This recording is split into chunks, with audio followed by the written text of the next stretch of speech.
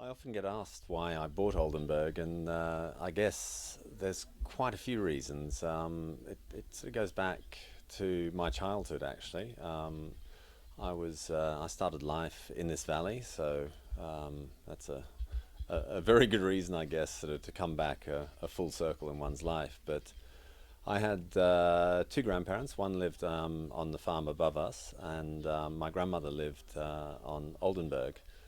And even though I left South Africa when I was about three, I think, I came back every Christmas, and I'd spend time here, and I'd spend time with another grandmother on the other side of the mountain behind us.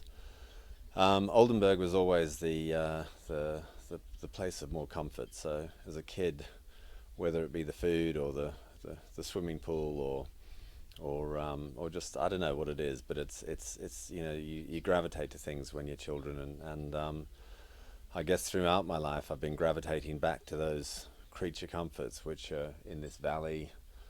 I've walked on this hill, I've run away from snakes on the roads around here, I've swum in the river, I've swum in the pool, I've been sunburnt. I mean, all those sort of early memories are memories that have stayed with me, and after a while, I started coming back a little bit less when I was studying at university and probably partying too hard elsewhere in the world. But then I started reconnecting again in 2001, and I was looking at Oldenburg as a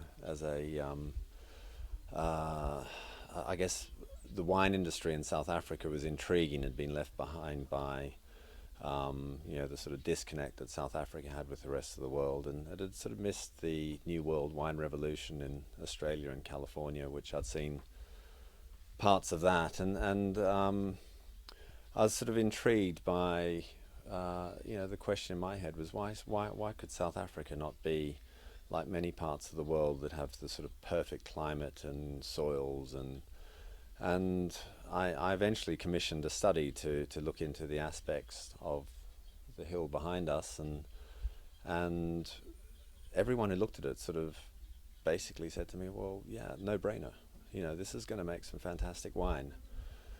So I was sitting there. I eventually was between jobs in my career and thought, okay, I have the time, and this looks like a great place to make fantastic premium quality wine. So in 2003, I pulled the trigger, and then the adventure began.